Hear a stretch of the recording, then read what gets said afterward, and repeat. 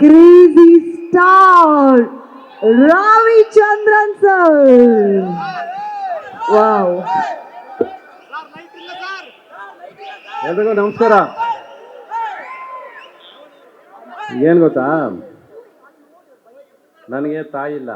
ಇವತ್ತು ಒಂದು ದಿವಸ ನಿನ್ನ ತಾಯಿ ಆಗಿದ್ದು ಬಿಡು ನನಗೆ, ಓಕೆನಾ? ಯಾಕೆಂದರೆ ನನ್ನ ಪಿಕ್ಚರ್ ಯಾವುದೇ ರಿಲೀಸ್ ಆದರೂ ನಮ್ಮಮ್ಮ ಬಂದು ನೋಡ್ತಾ ಇದ್ದಿದ್ದು ಈ ಥಿಯೇಟ್ರಲ್ಲೇ. ಇಲ್ಲಿ ಪ್ರಮೋದ್ ಥಿಯೇಟ್ರ್ ಇರೋದು, ಇಲ್ಲ ಇಲ್ಲಿ, ಇಲ್ಲ ಅಲ್ಲಿರೋರು. ಸೊ ಇಲ್ಲೆಲ್ಲೋ ಒಂದು ಕಡೆ ನಮ್ಮಮ್ಮ ಎಲ್ಲೋ ಕೂತಿರ್ತಾರೆ. ಇವತ್ತು ನಾನು ಅವ್ರ ಜಾಗದಲ್ಲಿ ಕೂತ್ಕೊಂಡು ನೆನೆಸ್ಕೋತೀನಿ ಅವ್ರನ್ನ. ಅವ್ರು ನೆನೆಸ್ಕೋತ ಒಂದು ಎರಡು ಮಾತು ಶುರು ಮಾಡ್ತೀನಿ. ಅವ್ರು ಯಾವಾಗಲೂ ಒಂದೊಂದು ಪಿಕ್ಚರ್ ನೋಡ್ಕೊಂಡು ಬಂದಾಗಲೂ ಕೂಡ ಅವ್ರು ಬರ್ತಾಯಿದ್ದು ಸಿನಿಮಾ ನೋಡೋದಕ್ಕೆ ಅಲ್ವೇ ಇಲ್ಲ, ಸಿನಿಮಾ ನೋಡಿರ್ತಾರೆ. ಆದರೆ ನನ್ನ ಮಗನ್ನ ನೋಡಿ ಜನ ಹೇಗೆ ಪ್ರೀತಿಸ್ತಾರೆ, ಹೇಗೆ ಮೆಚ್ಕೋತಾರೆ, ಎಲ್ಲಿ ಸಿಳ್ಳೆ ಹೊಡಿತಾರೆ, ಅದನ್ನು ಬಂದು ಮನೆಯಲ್ಲಿ ಅವ್ರು ಎಕ್ಸೈಟ್ ಆಗ್ತಿದ್ರಲ್ಲ, ಆ ಖುಷಿನೇ ಮನೆಯನ್ನು ಸಂತೋಷ ಪಡ್ಸೋದು. ಅದು ನಿನ್ನ ಮಗಳು, ನಿನ್ನ ತಾಯಿ.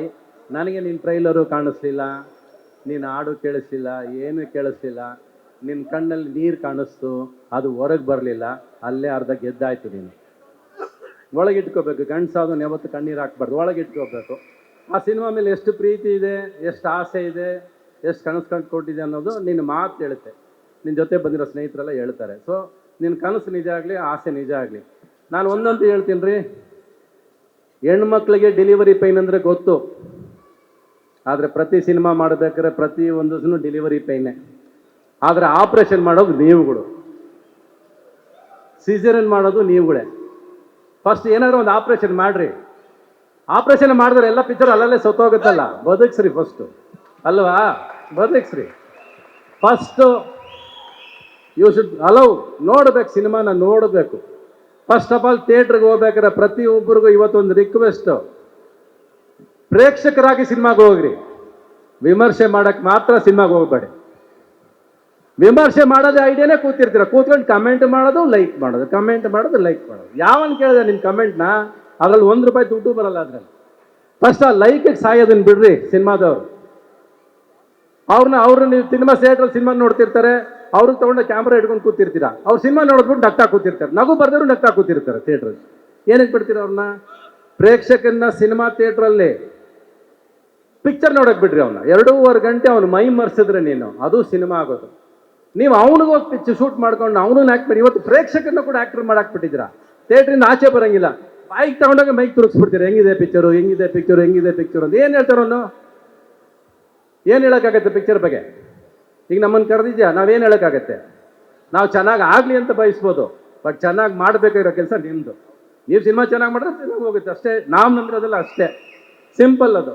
ಸೊ ಫಸ್ಟು ಪ್ರೇಕ್ಷಕರು ನೀವು should learn to deliver the babies ನಾವು. ಇಲ್ಲಾಂದರೆ ಪ್ರಯೋಜನ ಇಲ್ಲ.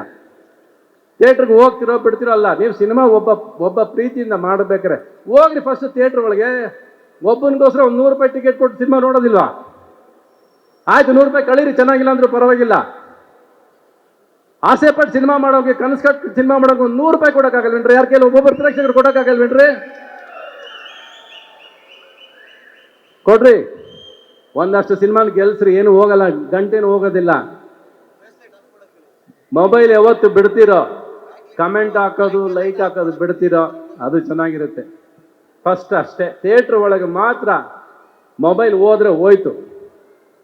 ಬಿಕಾಸ್ ನೀವು ಸಿನಿಮಾ ನೋಡೋರು ಫಸ್ಟು ಒಂದು ರೀಲ್ ಸಿನಿಮಾ ಆಗಿರಲ್ಲ, ಲೈಕ್ ಸ್ಟಾರ್ಟ್ ಆಗ್ಬಿಡ್ತು, ಕಮೆಂಟ್. ಒಂದು ರೀಲಲ್ಲಿ ಏನು ಗೊತ್ತಾಗುತ್ತೆ ಸಿನಿಮಾ ಚೆನ್ನಾಗಿದೆ ಚೆನ್ನಾಗಿಲ್ಲ ಅಂತ? ಕಮೆಂಟ್ ಮಾಡೋದು ಮುಖ್ಯನಾ? ಪ್ರತಿಯೊಂದರಲ್ಲೂ ಕೊಂಕು ಕಂಡಿಡಿಯತ್ತೆ ಮುಖ್ಯನಾ ಎಲ್ಲರಿಗೂ? ಕೊನೆಯವರೆಗೂ ಸಿನಿಮಾ ನೋಡ್ರಿ, ಪ್ರೀತಿಯಿಂದ ಒಂದು ಸಿನಿಮಾ ನೋಡ್ರಿ.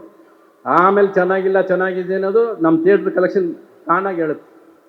ಅದು ಫಸ್ಟು. ನಾವು ಎಷ್ಟು ಪ್ರೀತಿಯಿಂದ ಸಿನಿಮಾ ಮಾಡ್ತೀವಿ. ಅವ್ನು ಒಂದೇ ಗೊತ್ತಾಗಿದ್ದು ನನಗೆ, ಅವ್ನು ತುಂಬ ಪ್ರೀತಿಯಿಂದ ಸಿನಿಮಾ ಮಾಡಿದ್ದಾನೆ, ತುಂಬ ಶ್ರಮ ಪಟ್ಟಿದ್ದಾನೆ, ತುಂಬ ಆಸೆಯಿಂದ ಸಿನಿಮಾ ಮಾಡಿದ್ದಾನೆ. ಇಷ್ಟೇ ಅಲ್ವಾ ನಾವು ಮಾಡೋಕ್ಕಾಗೋದು? ಇದ್ರ ಮೇಲೆ ಇನ್ನೇನು ಮಾಡೋಕ್ಕಾಗತ್ತೆ ನಾವು ಸಿನಿಮಾ ಬಗ್ಗೆ, ಅಲ್ವಾ? ನಾವೆಲ್ಲ ಸಿನಿಮಾ ಚೆನ್ನಾಗಿದೆ ಚೆನ್ನಾಗಿಲ್ಲ ಗೊತ್ತಿಲ್ಲ, ನಾವು ಸಿನಿಮಾ ನೋಡೇ ಇಲ್ಲ. ನಾವು ಸುಮ್ಮನೆ ಸಿನಿಮಾ ಬಗ್ಗೆ ಬುರುಡೆ ಬಿಟ್ಕೊಂಡು ಕೂತ್ಕೊಂಡ್ರು ಪ್ರಯೋಜನ ಇಲ್ಲ.